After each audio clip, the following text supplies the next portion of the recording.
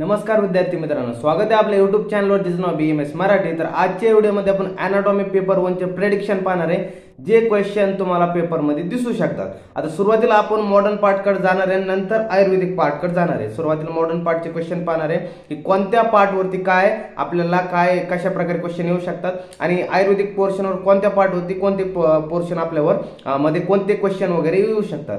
तर आता कसं सुरुवातीला आपल्याला असणार आहे कसं अगोदर सुरुवातीचे एलिक्यूज टॉपिक बघून घ्या। आपल्यामध्ये पहिला जो एलिक्यू असणार ते एम्ब्रोलॉजी किंवा गर्भावर आपल्याला गर्भशरीरवरती आपल्याला पहिला एलिक्यू असणार आहे, दुसरा आपल्याला बोन असणार आहे, तिसरा असणार आहे जॉइंट असणार आहे, चौथा जो असणार आहे आपल्याला काय असणार नर्वस सिस्टीम मध्ये असणार आहे, एंडोक्रायनॉलॉजी असणार आहे आणि लिम्फॅटिक असणार आहे। अशा प्रकारे आपल्याला आपल्या पेपरमध्ये 4 एलिक्यू आपल्याला पेपरमध्ये दिसतील। तर त्यामध्ये कसं असेल एम्ब्रोलॉजी। आता एम्ब्रोलॉजी दरवर्षीप्रमाणे मागच्या 2 वर्षात कसं पडले की एम्ब्रोलॉजीवर आयुर्वेदिक क्वेश्चन पण आलाय आणि एक ऑडच्या बॅचला फिटल सर्क्युलेशन सुद्धा पेपर म्हणजे विंटरच्या बॅचला फिटल सर्क्युलेशनवर सुद्धा क्वेश्चन आहे। तर एम्ब्रोलॉजी मध्ये पाहायला जर गेलं तर काय आपल्याला कशावर एलिक्यू पाहायला मिळतं, एम्ब्रोलॉजीवर फिटल सर्क्युलेशन खूप महत्व आहे। फिटल सर्क्युलेशन तुम्हाला डायग्राम एसिक्यूला येऊ शकते आणि डायग्राम काढून आणखी एलिक्यूला काय येऊ शकतं, पूर्ण एलिक्यूला फिटल सर्क्युलेशन येऊ शकतं।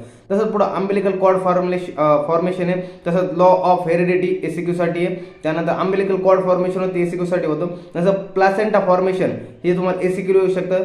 प्लासेंटा फॉर्मेशन आणि इकडे आपलं कसं आयुर्वेदिक प्लस म्हणजे मॉडर्न दोन्ही लिहा म्हणून तुम्हाला पेपरमध्ये एसिक्यू क्वेश्चन दिसू शकतं, जे तुम्हाला आयुर्वेदिक बी लिहावं लागतं आणि मॉडर्न पण लिहावं लागतं। आपल्याकडे असं दोन्ही पण लिहावं लागतं आपल्या पेपरमध्ये। नंतर पाहायला गेलं स्पर्म ओव्हन आणि फर्टिलायझेशन, यात फर्टिलायझेशन वरती तुम्हाला सेपरेट एलिक्यू पाहायला मिळू शकतो की पूर्ण आयुर्वेदिक फर्टिलायझेशन गर्भ उत्पत्ती कशा प्रकारे होते त्याचनुसार दुसरं पाहायला गेलं तर कसं मॉडर्न नुसार क्लिअर। त्यानंतर आणखी स्पर्म आणि ओव्हम म्हणजे शुक्र आणि आर्थो, जशा प्रकारे शुक्राचे आर्थो स्पर्म ओव्हम फर्टिलायझेशन शुक्राचे लक्षण वगैरे, त्यानंतर आर्थोचे लक्षण वगैरे आणि फर्टिलायझेशन गर्भ उत्पत्ती यावर तुम्हाला पूर्ण अशा प्रकारे एलिक्यू पाहायला मिळू शकतो पेपरमध्ये। हे झालं एम्ब्रोलॉजीचं। नंतर पुढे पाहायला गेलं तर ऑस्टिओलॉजी। आता ऑस्टिओलॉजी म्हणजे आपल्या काय असणार दुसरा जो एलिक्यू असणार आहे तो असणार आहे आपल्याला कशावरती काय दुसरा जो एलिक्यू असणार तो असणार आपल्या बोनवरती। त्यामध्ये कसं आपल्याला फिक्स असं असेल की काय अस्थिचे म्हणजे कसं असेल की आपल्याला एक बोन द्यायला असेल, कोणता बी एक बोन आला असेल आपल्याला सध्याच्या प्रेडिक्शन मध्ये त्या बोन सांगतोय, पण त्यामध्ये कसं असेल तुम्हाला की त्या बोनची कशी व्याख्या वगैरे लिहायला लागेल आणि त्या बोनची व्याख्या वगैरे त्याचे काय तो बोन कोणता आहे त्याचा आयुर्वेदनुसार पूर्ण माहिती लिहून मग तुम्हाला मॉडर्न सुरू करायचं आहे बोन लिहिताना। काही विद्यार्थी काय आयुर्वेदिक पोर्शन गाळतात आणि काय करतात मॉडर्नला सुरुवात करतात। तर आयुर्वेदिक पोर्शनला आपल्याकडे मार्क आहेत ते तुम्हाला पेपरमध्ये लिहायचे। आयुर्वेदिक तुम्हाला छानपैकी तसं लिहितात छानपैकी तुम्हाला मार्क वगैरे मिळतात पेपरमध्ये। नंतर सांगायचं झालं तर आता कोणकोणते तुम्हाला बोन करून जायचे त्यामध्ये तुम्हाला ह्युमेरस स्कॅपुला, त्यानंतर फिमर आहे, फिमर नंतर त्याला स्टर्नम आणि स्टर्नम नंतर पाहायला गेलं तर हिप बोन। हे असे 5 बोन आहेत की तुम्हाला ते पेपरमध्ये एलिक्यूला पाहण्याचे चान्सेस जास्त। त्यामध्ये पाहायला गेलं तर ॲटलस ॲक्सिस पटेला हे तुम्हाला एसिक्यूला पाहायला मिळू शकतात। त्यानंतर पिक्युलॅरिटीज ऑफ क्लॅविकल वगैरे हे तुम्हाला एसिक्यूला पाहायला मिळू शकतं सहजासहजी। पण एलिक्यूचं पाहायला गेलं तर स्कॅपुला आहे, स्टर्नम आहे, ह्युमेरस आहे, फिमर आहे आणि हिप बोन, हे 5 बोन तुमचा चान्स राहतील की पेपरमध्ये येण्याची कोणतरी एलिक्यूला दिसण्याची तुम्हाला। नंतर पुढे पाहायला गेलं तर मोस्ट लेस चान्सेस कसे रेडियस अल्ना टिबिया। आता काही विद्यार्थी म्हणतात आम्ही रेडियस अल्ना टिबिया टाळावं का, आता कसं मोस्ट चान्सेस कमी ह्यांची येण्याचे, पण लक बाय चान्स जर पेपर ऑड पडला तर यावरती क्वेश्चन येऊ पण शकतो काय सांगावं। पण मोस्ट प्रेडिक्शन कोणते ते 5 बोनला जास्त वेटेज असेल, नंतर कोणते रेडियस अल्ना टिबिया फिबुला हे असे जे बोन आहेत ते आपल्याला यांना कमी वेटेज राहील ह्यांना अशा प्रकारे। पण मोस्ट जे एलिक्यूचं वेटेज राहील त्या वरच्या 5 बोन नसतात कोणत्या स्कॅपुला, स्टर्नम, त्यानंतर काय तर फिमर, ह्युमेरस आणि त्यानंतर काय हिप बोन। आता मागच्या वर्षी ह्युमेरस पडला होता, ह्या वर्षी ह्युमेरस येऊ शकतो, पण फिमरचे येण्याचे चान्सेस आहे, तसं स्कॅपुलाचे बी येण्याचे चान्सेस, तसं स्टर्नमचे बी येण्याचे चान्सेस आहे। आणि हिप बोन जरा मोठा बोन आहे पण त्यामध्ये तुम्हाला विचारला जाऊ शकतो। त्यानंतर पाहायला गेलो तर आपण संधी। आता संधीमध्ये तुम्हाला कसं येऊ शकतं की संधी म्हणजे ऑर्थोलॉजी आपण मॉडर्न पोर्शन पाहतो अगोदर, नंतर आयुर्वेदिककडे जातोय। आता संधीमध्ये तुम्हाला कसं की सुरुवातीला लिहिताना तुम्हाला संधीचं आयुर्वेदिक पोर्शन लिहायचं की संधीमध्ये संधीची व्याख्या काय आहे, संधीचं म्हणजे काय, संधी कशी कोणत्या संधीचा प्रकार वगैरे तुम्हाला असं लिहायचं। म्हणजे अष्टविध आपल्या संधी आहेत आचार्य सुश्रुतनुसार जे आपल्या सांगितलं त्या संधीमध्ये कोणती संधी तुम्हाला संधीची व्याख्या वगैरे लिहून काय संधी किती ह्याचे काय नंबर आहे वगैरे संख्या लिहून तुम्हाला मग मॉडर्न पोर्शन सुरू करायचं आहे। त्यामध्ये पण तुम्हाला चान्सेस काय आहे ते मॉडर्नचे। आता कोणता तुम्हाला जे संधी विचारला जाऊ शकतो, आता कोणता म्हणजे जॉईंट विचारला जाऊ शकतो, एक तर शोल्डर जॉईंट विचारला जाऊ शकतो किंवा काय मग दुसरा सांगायचं गेलं तर एल्बो जॉईंट झाला, तिसरा हिप जॉईंट झाला, चौथा कोणता नी जॉईंट झाला आणि 5वा कोणता अँकल जॉईंट। या 5 जॉईंट जास्त चान्सेस आहे येण्याचे. दुसरा आणखी कोणते जॉईंट नाहीये, पण 5 कोणते, शोल्डर, एल्बो, हिप, नी आणि अँकल जॉईंट हे तुम्हाला मोस्ट ऑफ द चान्सेस याचे राहतील. आणि एसिक्यू जर पडला तर मग यांची काही ते मुवमेंट्स वगैरे असते, लिगामेंट्स वगैरे झाले, नी जॉईंट्स वगैरे असेल तर तुम्हाला एसिक्यू शकते. पण एलएक्यूच्या दृष्टिकोनातून काय की कोणते शोल्डर, एल्बो, हिप, नी आणि अँकल जॉईंट हे 5 जे असते ते एलएक्यूच्या दृष्टिकोनातून महत्त्वाचे असते. नंतर पाहिलं गेलं तर नर्वस सिस्टीम खूप महत्त्वाचं पार्ट आहे. नर्वस सिस्टीमवर तर आपले सेपरेट 5 एमसीक्यू असणारे आणि एक एलएक्यू येण्याचे चान्सेस आहे. आता नर्वस सिस्टीमला ऑर्का, एंडोक्रायनॉलॉजी आणि लिम्फॅटिक सिस्टीम या वर्षी जर नर्वस सिस्टीमवर जर एलएक्यू नाही पडला तर एंडोक्रायनॉलॉजीवर आणि एंडोक्रायनॉलॉजीवर आला तर त्यामध्ये तुम्हाला पिनियल ग्लँड पाहायला मिळू शकते. सुप्रा रिनल ग्लँड ही एलएक्यू साठी बेस्ट ग्लँड आहे आणि यावर तुम्हाला क्वेश्चन पाहायला मिळू शकते. जर या दोन्ही ग्लँडवरच नाही पडला तर मग लिम्फॅटिक सिस्टीमवर जर पडला तर स्प्लीनवरती 100% तुम्हाला जर लिम्फॅटिक सिस्टीमवर आला तर स्प्लीन तुम्हाला एलएक्यू पाहायला मिळू शकतो अशा प्रकारे. नंतर पाहायला गेलं नर्वस सिस्टीम पाहतो. आता नर्वस सिस्टीम मध्ये तुम्हाला काय सेरिब्रम हा एसिक्यूच क्वेश्चन आहे, त्यामध्ये पाहायला गेलं ड्युरा मॅटर वगैरे एसिक्यू तुम्हाला पाहायला मिळू शकतो. कार्पस कॅलोसम एसिक्यू पाहायला मिळू शकतो. एलिक्यूचा पोर्शन पाहतो आता त्यामध्ये तुम्हाला मेडुला ऑब्लंगाटा एलिक्यूल पाहायला मिळू शकतो. त्यानंतर सेरेबिलम एलिक्यूल पाहायला मिळू शकतो. नंतर जर पाहायला गेलं तर स्पायनल कॉर्ड एलिक्यूल पाहायला मिळू शकतो. नंतर आपल्या मागच्या वर्षीप्रमाणे ब्रॅकियल प्लेक्सिस वगैरे हे तुम्हाला एलिक्यूल पाहायला मिळू शकतात. मग जे बाकी झाली एसिक्यूल बेस्ट एसिक्यू जर आला याच्याकडे एलिक्यूल नाही पडला तर सीएसएफ झाला, त्यानंतर काय न्यूरॉन वगैरे झालं, पॉन्स वगैरे हे झाले, त्यानंतर रेडियल आर्ना नर्व्स झाले ते वगैरे तुम्हाला जे आहे का हे बी महत्वाचं ह्यामध्ये आणि मग येऊ शकतं. आता हे झालं पूर्ण नर्वस सिस्टीम बद्दल. आता सांगायचं गेलं तर एक्स्ट्रा टॉपिक तुम्हाला करून घ्यायचे. आता मागच्या वर्षीप्रमाणे ब्रॅकियल प्लेक्सिस कसा पडला होता, कोणालाच आशा नव्हती की ब्रॅकियल प्लेक्सिसवर क्वेश्चन असेल, पण ब्रॅकियल प्लेक्सिस एलिक्यूल पडला होता. ब्रॅकियल प्लेक्सिसचा 2, 2.5, 3 पानाचा जास्तीत जास्त कंटेंट आहे, जास्त याच्या बाहेर कंटेंट नाही, फक्त डायग्राम आणि 2-1 पानाचा कंटेंट आहे, पण त्यावर तुम्हाला एलिक्यू पाहायला मिळाला होता. त्याचप्रमाणे काही एक्स्ट्रा टॉपिक आहे तुम्हाला ते करून ठेवायचे जे की आपल्या चॅनलवर ऑलरेडी अपलोड आहे, जसं की ॲक्झिला, क्युबाटल फोसा आणि फ्युमोरल ट्रँगल वगैरे हे 3 आहेत. ॲक्झिला, क्युबाटल फोसा, फ्युमोरल ट्रँगल वगैरे हे तुम्ही ऑलरेडी करून ठेवायचं. त्यानंतर ब्रॅकियल फ्लेक्सिस वगैरे सांगितल्याप्रमाणे एवढं तुम्हाला तयार करून ठेवायचं, प्रिपेअर करून ठेवायचं. ऑलरेडी आपल्या टेलिग्राम चॅनलवर त्याच्या नोट्स बी अवेलेबल आहे, तुम्हाला नोट्स बी भेटून जाते. ते एकदा वाचून घ्या, पेपरच्या एकदा वाचून डोळ्या खालून ठेवा.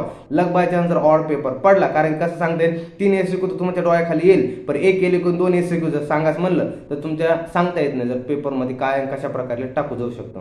तर त्यामुळे तुम्ही ऑलरेडी प्रिपेअर राहा या गोष्टीसाठी. नंतर एंडोक्रायनॉलॉजी. आता एंडोक्रायनॉलॉजीवर तर आपल्याला एलिक्यूचं वेटेज आहे ॲज वेल ॲज एसिक्यू. जर एलिक्यू नाही पडला तर एसिक्यू तर तुम्हाला एक ग्लँड दिसणारच आहे पेपरमध्ये. त्यामुळे तुम्हाला काय सांगते थायरॉइड ग्लँड असेल, थायरॉइड ग्लँड महत्वाची मागच्या 2-3 वर्षात कंटिन्यू पडली, पण येण्याचे चान्सेस कमी आहे आता, कारण 2-3 वर्षात कंटिन्यू पडलेली. नंतर पॅराथायरॉइड ग्लँड, त्यानंतर ती पण आहे बाबा. त्या सुप्रारेनल ग्लँड बेस्ट ग्लँड आहे तुम्हाला एलिक्यूसाठी, सगळ्यात बेस्ट ग्लँड आहे. जर नाही सुप्रारेनल, मग सुप्रारेनलवरती पडले तर एसिक्यू राईट आणि लेफ्ट सुप्रारेनलची वगैरे येऊ शकते. स्ट्रक्चर वगैरे तुम्हाला त्याचं येऊ शकतं सुप्रारेनलचं वगैरे फंक्शन, त्यात काय आणखी सुप्रारेनलचं बेस्ट आहे.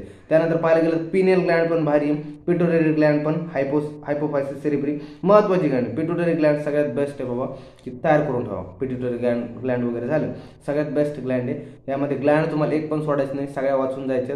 ग्लँडवरती एक एलिक्यू नाही ते एसिक्यू काय असू शकतो, नाही एलिक्यू पडला तर एसिक्यूला तुम्हाला एक ग्लँड तर पाहायला मिळणार आहे, हातातले 5 मार्क कशाला सोडता अशा प्रकारे. नंतर पुढे पाहायला गेलं तर लिम्फॅटिक सिस्टीम. आता सांगितल्याप्रमाणे नर्वस सिस्टीम काय, नर्वस सिस्टीम, एंडोक्रायनॉलॉजी आणि लिम्फॅटिक सिस्टीम या 2 वर नर्वस सिस्टीम एंडोक्रायनॉलॉजी एलिक्यू नाही पडला तर जर लिम्फॅटिक वरती एलिक्यू पडला रे पेपरमध्ये तर तुम्हाला फिक्स स्प्लीनवरतीच दिसेल, स्प्लीनमध्ये दिसेल. आणि स्प्लीन कसा एलिक्यूच टॉपिक आहे, बेस्ट टॉपिक आहे. नाही जर पडला स्प्लीनवरती एलिक्यू काय सांगा, एसिक्यू मध्ये स्प्लीनचं तुम्हाला रिलेशन वगैरे विचारो, काय विचारो त्या अशा प्रकारे तुम्हाला येऊ शकतो. तसंच यामध्ये पाहायला गेलं लिम्फॅटिक सिस्टीम मध्ये तर थॉरॅसिक डक्ट प्रिपेअर करून ठेवा.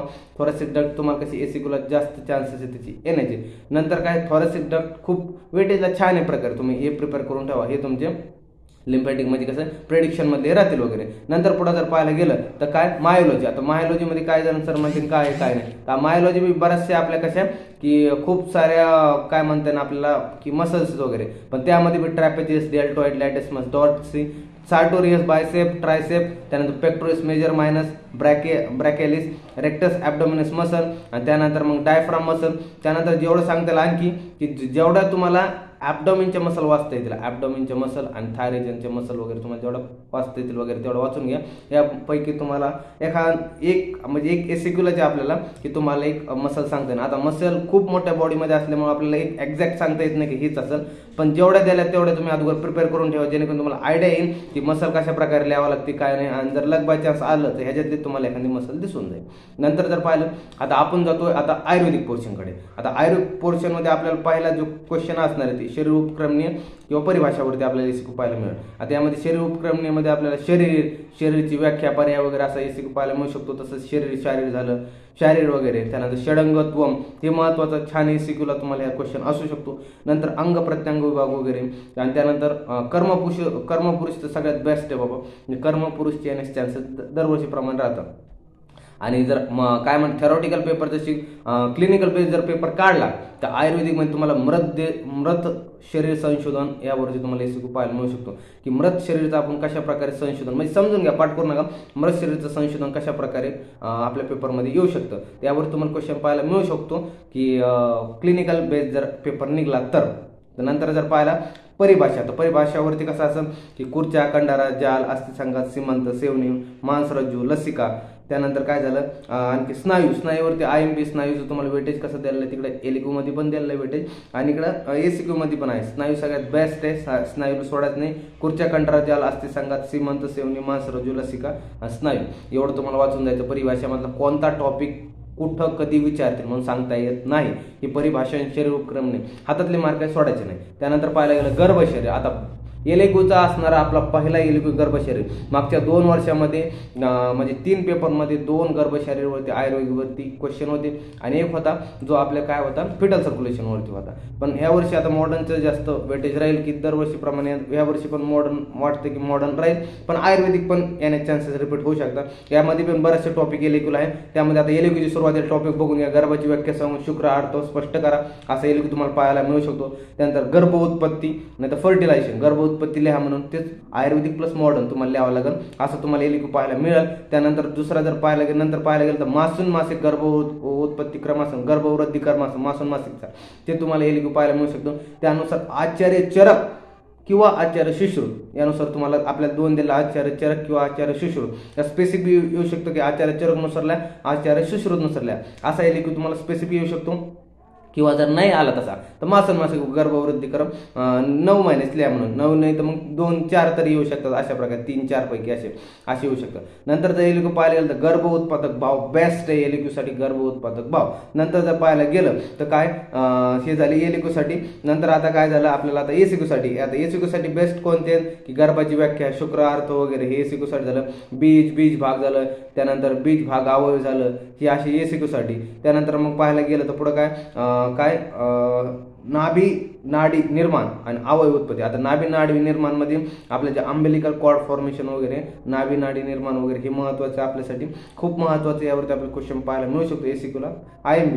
त्यानंतर अवयव उत्पत्ती हे बी छान आहे. त्यानंतर पाहायला गेलं तर काय गर्भविकासात त्रिदोष वगैरे, पंचमहाभूताची भूमिका आणि लिंगविनिच्छय म्हणून आपल्याला आहे लिंगनिच्छय आणि गर्भविकासात त्रिदोष आणि पंचमहाभूताची भूमिका. हे तुम्ही एवढं पेपरमध्ये छानपैकी तुम्ही एकदा वाचून घ्या वगैरे आणि एवढं तुम्हाला प्रेडिक्शनमध्ये एवढे असतील बाबा गर्भावरती तुम्हाला एवढं प्रिपेअर करून ठेवायचं. नंतर पाहायला गेलं तर अस्थिशारीरमध्येच की अस्थिचं तुम्हाला व्याख्या लिहायची, प्रकार लिहायची, संख्या लिहायची. आता दरवर्षीप्रमाणे अस्थिवर एसिक्यू पाडला.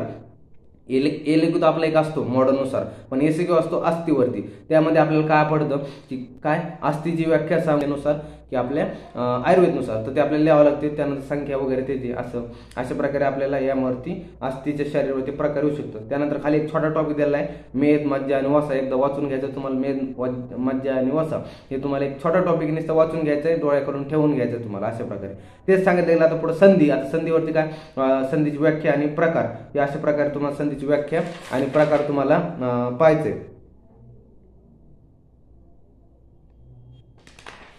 आता पुढे पाहतोय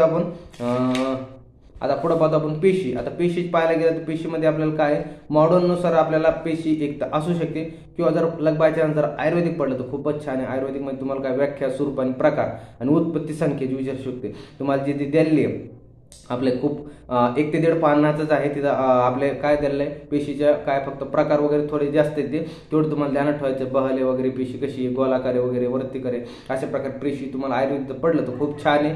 आणि जर मॉडर्न पडलं तर त्यानुसार तुम्ही प्रिपेअर राहा ऑलरेडी. हे आयुर्वेदिकसाठी झालं. नंतर जर पाहायला गेलं तर केश, नख, दंत, शरीर, फिक्स एसयुग असणारे केश, नख, दंत, शरीर, यावर तुम्हाला फिक्स एसयुग असणारे तुम्हाला ऑलरेडी प्रिपेअर करून ठेवायचं. यावर तुम्हाला प्राकृत, विकृत स्वरूप आणि व्याधी यावरती विचारला जाऊ शकतो. प्राकृत स्वरूप काय, विकृत स्वरूप काय आणि व्याधी काय, एवढे 3च टॉपिक आहेत, 3च पॉईंट या चॅप्टरवरती.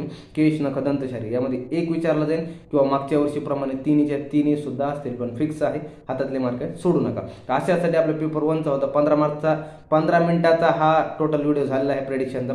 आणखी पेपर 2 आपल्याला सुरू करायचं होतं, पण पेपर 2 साठी वेगळा व्हिडिओ बनवतो, कारण की ऑलरेडी 15 मिनिटाचा व्हिडिओ झालेला आहे. असा आपला पेपर 1चा प्रेडिक्शन होता. आणि यावरती तुम्हाला क्वेश्चन असतील असे, ज्या विद्यार्थ्यांचं आणखी सुद्धा वाचन नसेल झाली, काही क्वेश्चन राहिले असतील तर त्यांनी एकदा बघून घ्यायचे. अशा प्रकारे पूर्ण होते. आणि याचे प्रेडिक्शनचे जे आहे ते आपल्या टेलिग्राम चॅनलवरती आणि व्हॉट्सअप ग्रुपवरती आपण हे जे क्वेश्चन टाकून देत. तर चालतंय, भेटूया नवीन व्हिडिओमध्ये. तोपर्यंत धन्यवाद.